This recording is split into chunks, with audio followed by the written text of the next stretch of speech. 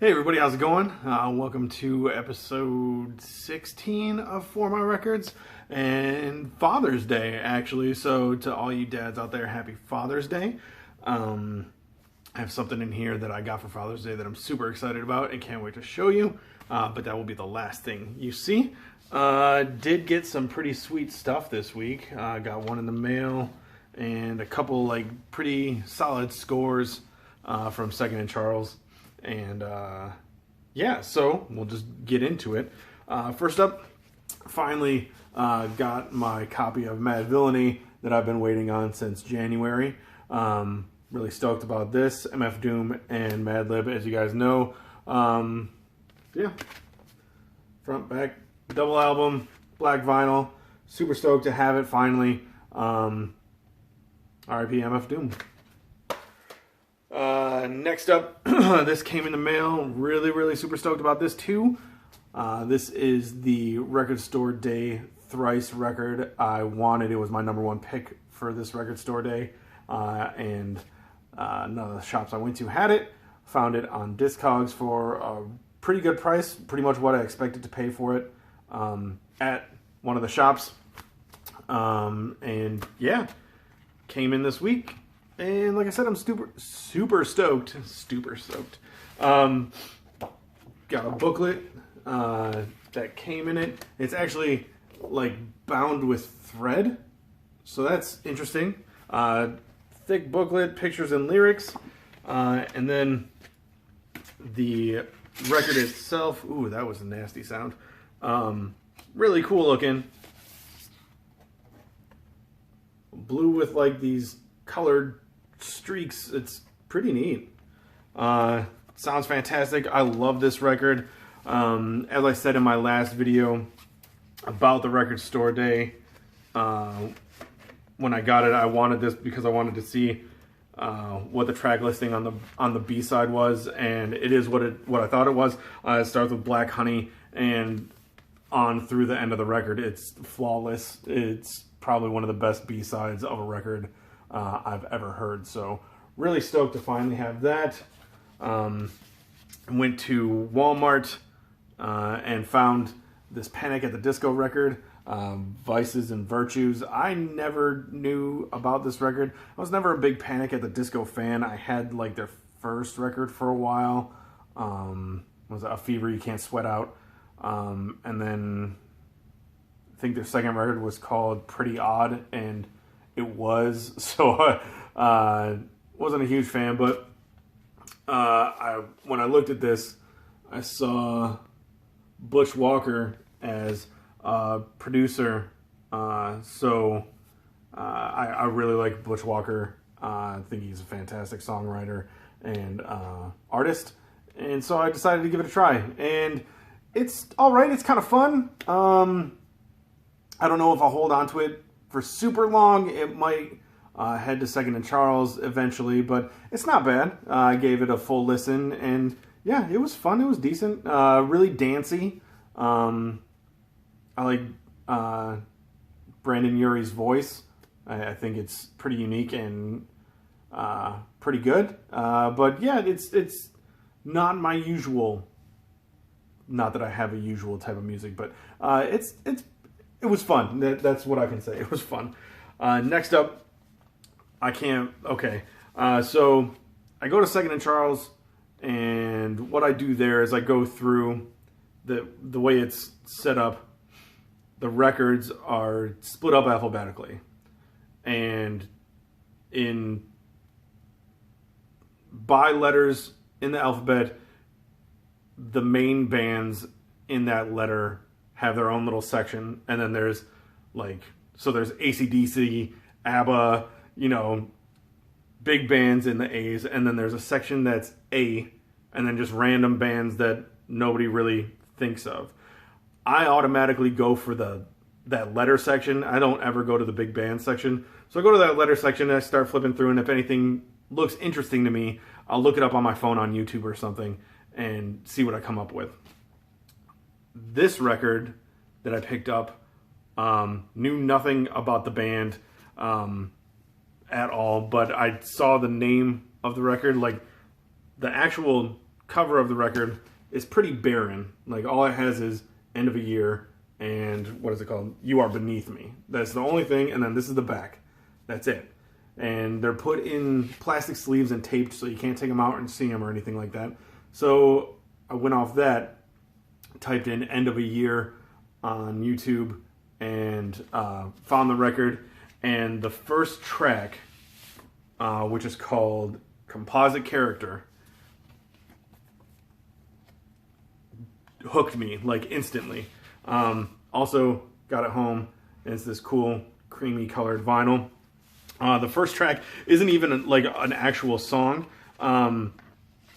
Like, there's guitars, bass, and drums, and then the lyrics of the song go like, in order to enjoy this record, put on a turntable, listen to good speakers about 4 inches or 4 feet apart, and just describes how to listen to it on a sound system, and then describes how to enjoy the record by, working part-time, earn less than $20,000 a year, like have a pregnancy scare, and just goes into all this weird stuff. And I was like, oh man, I have to check it out. So picked it up, threw it on the turntable when I got home. I listened to it 3 times in a row, and it is phenomenal. This is the type of stuff that I love coming across.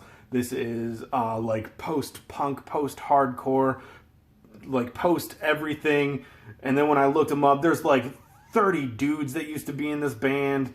Found out that the singer from this, the vocalist, he's not really a singer, he kind of talks, but I love it. Talks with a growl. Singer in this band is also in the band Drug Church. So this band turned me on to Drug Church. I'm going to start looking for all their stuff soon.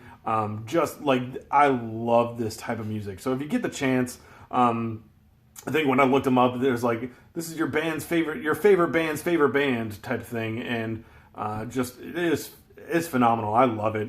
So if you want to know what I'm super into, at least at this moment in time, end of the year, it's fantastic. I love it. Literally love it. Super awesome. Next, kind of in the same vein, I haven't listened to this one yet though, because I spent the entire day listening to the end of a year record. This is Boilerman, Lost Leaders. Did a quick listen on YouTube to one of the songs. Sounded fantastic. Can't wait to listen to it. Read the liner notes on this, and it said it was recorded in their practice space. So yeah, stoked to listen to this one, and look them up and see if there's anything else that these guys have done. But yeah, pretty awesome. Just black vinyl. Next up, a big one for me. Actually, I'm gonna show this other one first. So the biggest one for me, you'll see in a second, but this one is super big for me too. I love, I would say these guys, but really it's just Brian Fallon that I love. This is the Horrible Crows. I don't know Ian Perkins from anything other than the Horrible Crows, but Brian Fallon is from Gaslight Anthem, and I love those dudes. If you guys watched, if you were subscribed to my old channel, Running with Comics, and you were around for the time that I was doing like acoustic song covers, I did a couple covers of the Horrible Crows, and I just love this record. I never thought I'd come across it in the wild. Gatefold, just black vinyl, but yeah, love this record. Super mellow, acoustic type songs, singer-songwriter stuff, from a punk rock guy. So really love it. Next up, the big one for me, this is Gaslight Anthem, Sink or Swim, their first record, and it is fantastic. Their second record, the 59 Sound, is when I found them, and then went back and found this record. Super good. Punk rock meets Bruce Springsteen. These are New Jersey guys, so yeah. And then got this home, undid the tape, and super cool red vinyl with a black splatter in the middle. So really excited to have come across that. really, really stoked to have this in my collection now, along with the 59 sound. None of the other records by Gaslight Anthem really hit me as hard as the first two, but if I come across them in the wild, I'll probably pick them up. But this is a good one. And then lastly, the super big thing, my Father's Day present from my son and my wife.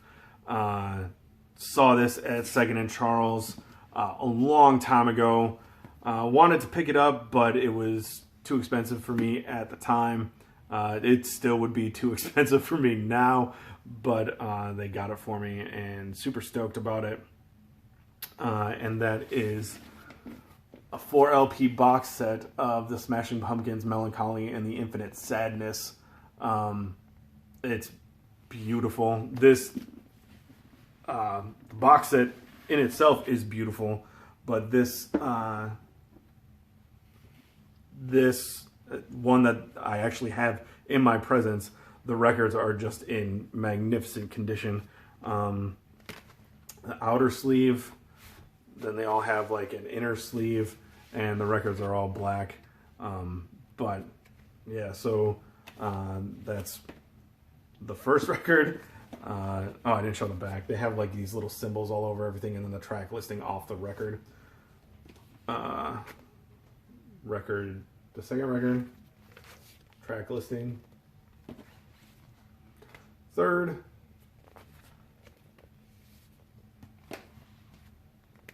Fourth. And then the lyric booklet, which is just like the CD. If you guys ever had the CD, I did when it first came out. I bought it, and yeah, this is awesome. That's Milo's Tale. And then also a booklet of like Billy Corgan talking about the making of the record, and just kind of going over every song and giving you his impression of what either the song was about, or like a little tidbit from the making of the record. It's pretty cool. I read through it this morning right when I got it. So yeah, super stoked to have that. This is a really, really good episode of For My Records. I'm really happy with what I have this week, and yeah, good stuff. I'll put it away in a second. But yeah, so that's the stuff I got this week. I don't know if I'll be back next week. I kind of had a lot for you this time, so we'll see.